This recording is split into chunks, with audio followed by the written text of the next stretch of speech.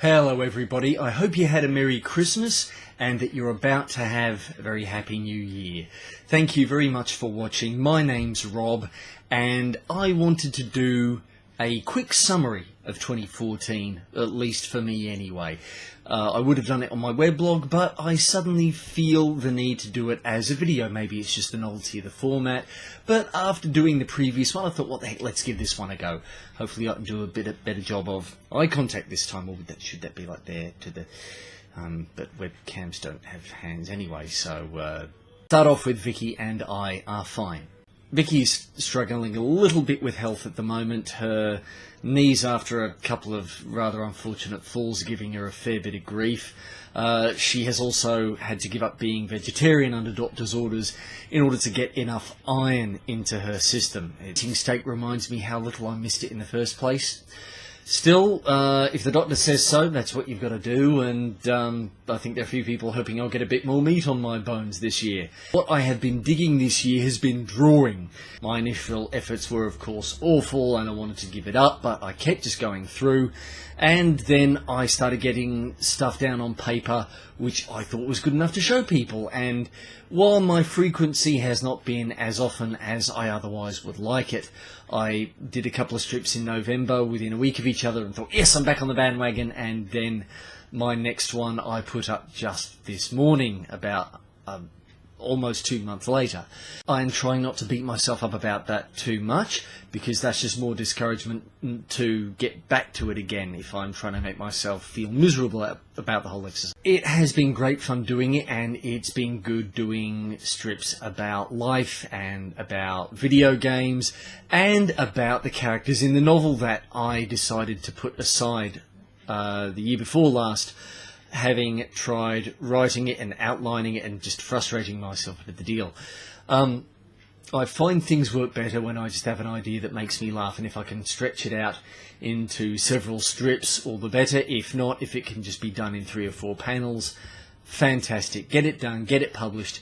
Even if I am struggling with dialogue or getting it inked or shaded properly, that's been fun to play with. Starting from something that makes me smile or makes me laugh, that's where it really comes from, and that's what keeps me going. Gaming. It's been a bit of an interesting year gaming-wise for me. Last year, my computer packed it in on me. I didn't have sufficient cooling in my case, and I managed to wreck 2 video cards that way. I splurged $1,000 and a bit on and I'm looking at it right now, that's why I'm doing a bit of the dodgy eye contact, a Hewlett-Packard PC, which has got solid processor, 16 gigabytes of memory, huge hard drive, and a very ho-hum graphics processor, which is on board the motherboard. It is tempting to upgrade, but that would mean replacement of the power supply as well, and the case that I currently have is probably not fantastic for cooling, and that might mean either having to modify my existing case or buy a new one, and yeah, that's the kind of work I just love to hand over to somebody else. Right. My Xbox 360 also packed it in. I'm now on my 3rd Xbox 360. I traded a whole bunch of comic books to Charlie at Luigi's Video Games, and I got an Xbox 360 Slim out of the deal a couple of weeks ago. My Xbox Live subscription has lapsed, and I don't plan on renewing it. My apologies to Girl Germs and Aussie Gamer Chick that I won't be back playing Halo or anything else. Look, let's face it, I've never been fond of the Call of Duty games anyway. Having a laggy connection, being living in Cairns, and paying $80 a year for the privilege of being able to socialise with your friends, it's a bit much. So I'm sorry guys, but I'll just have to hang out with you in Facebook instead. One thing that's taken off a bit this year though is board gaming. Ever since the Wicked Goblin opened, I Runs It has got together with the Cairns Board Gamers crew, and they're doing gaming evenings on Thursdays and gaming days on Saturdays. I try and make it every fortnight to the Thursday night gaming sessions, because usually of a Saturday Vicky and I have other things that we need to get done, so I can't really skive off for a few hours to go play board games, especially when that would mean that I would have the car. More on that a little bit later.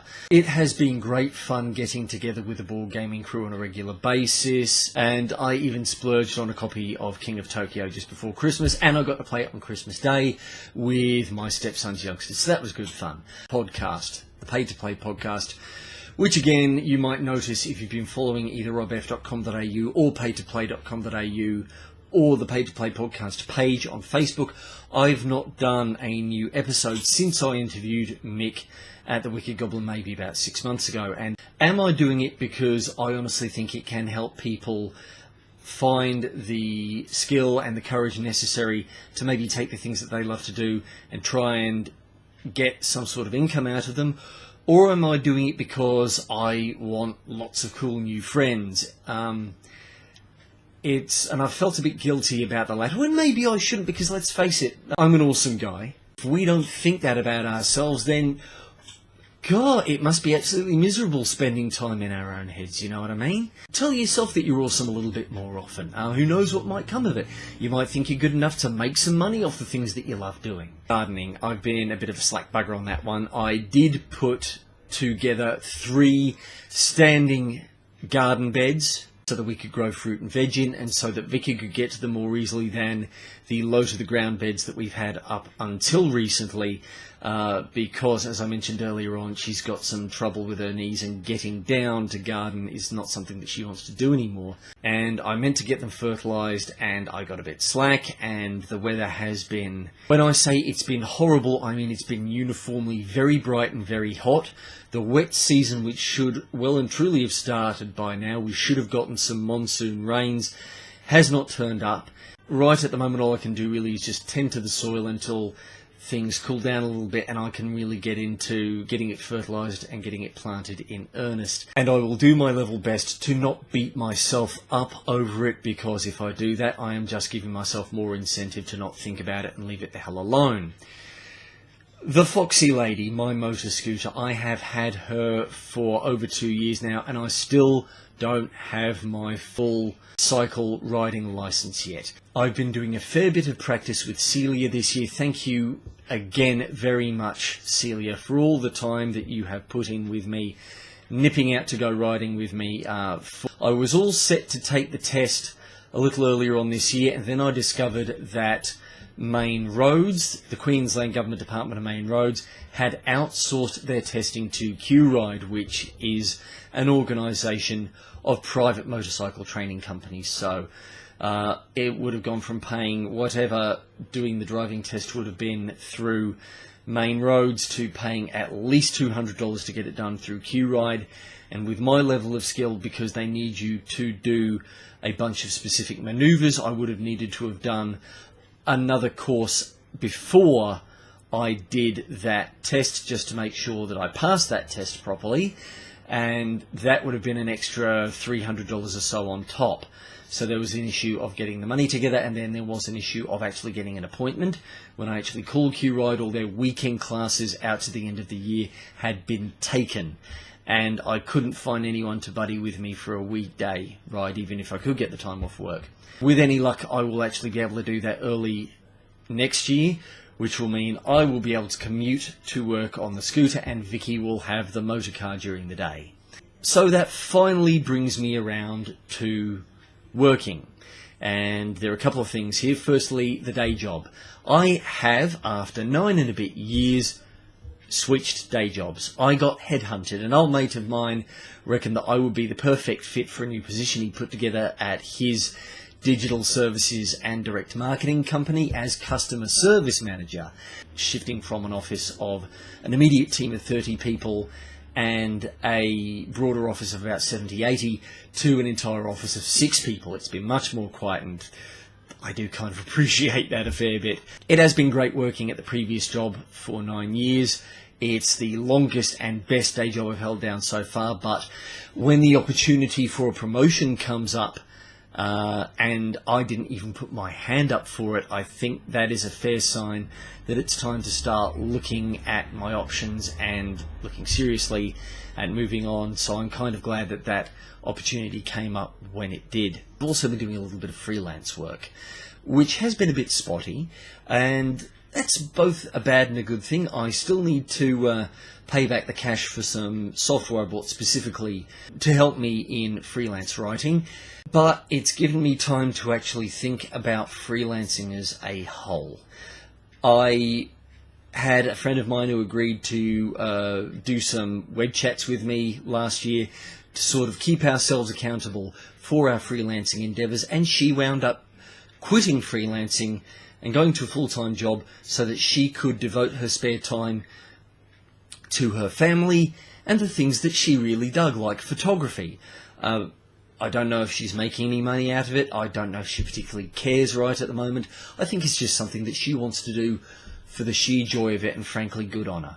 So I'm starting to think, well, maybe rather than trying to pour my time into developing a freelancing income, maybe I just concentrate on work, and in the meantime I just look at the things that I dig doing and the things that will help me maybe reduce costs, like growing our own veggies, and go from there rather than, you know, trying to force myself down some sort of freelance service career that I'm not 100% sure I really want right at the moment. Christmas.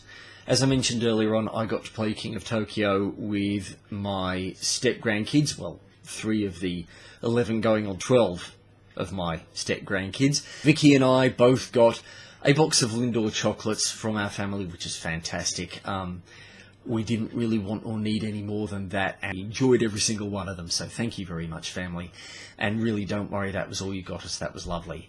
Between Vicky and I didn't think we were going to do prezzies, but then Vicky encountered an artist on the web called Peter Hollins. Hopefully I'll be able to put some links to him in this video. He's fantastic. He is an a cappella singer. For a cover of the Skyrim theme tune that he did over 100 vocal parts for it, so bloody heck, good on you, Peter. And he's also done some other fantastic covers of popular tunes. He's got a couple of originals. I was going to buy her a couple of his albums before Christmas anyway, just for the sake of it, because I wanted to, and then I found out that Vicky had got me something, so I thought, alright, no, I'll get up early on Christmas morning, sneakily log onto her PC and download them so that they'll be ready for her. And we put in a couple of requests to Peter. I asked him to do Brothers of the Creed by Miracle of Sound, and Vicky asked me to ask him to cover Lanterns by Birds of Tokyo, which is a beautiful little song, as I'm sure anyone who's heard it will agree. I got Vicky's present to me, which was a lovely shirt. I'm not wearing it right at the moment because I just couldn't find it before I started the recording. Heather, as always, she always gets me a new shirt for my birthday and Christmas, and frankly they don't go to waste. It's fantastic. After I did that video on not wanting presents, I'm glad to say I can put my money where my mouth is. So what about next year? For the new year, I'd like to try and concentrate on the things that I dig doing, and see where my curiosity takes me, and where doing the things that cheer me up take me. It's good to make plans, but it's also good to accept that plans are going to change. You folks who are watching this, what do you want out of your new year? Rather than specific resolutions, what are the kind of broader things that you want to do more of, or maybe even be a little bit more of, than you were in the year past? And if you want, what are the things that you would like to try and reduce the presence of in your life? I hope you're having, or have already had, a happy new year by the time you see this, and all my best wishes for 2015, or whichever year actually turns out to be when you actually watch this video, because God knows it could be 2020, 2025, 2030, and this video could still be sitting on YouTube. Regardless, all my best.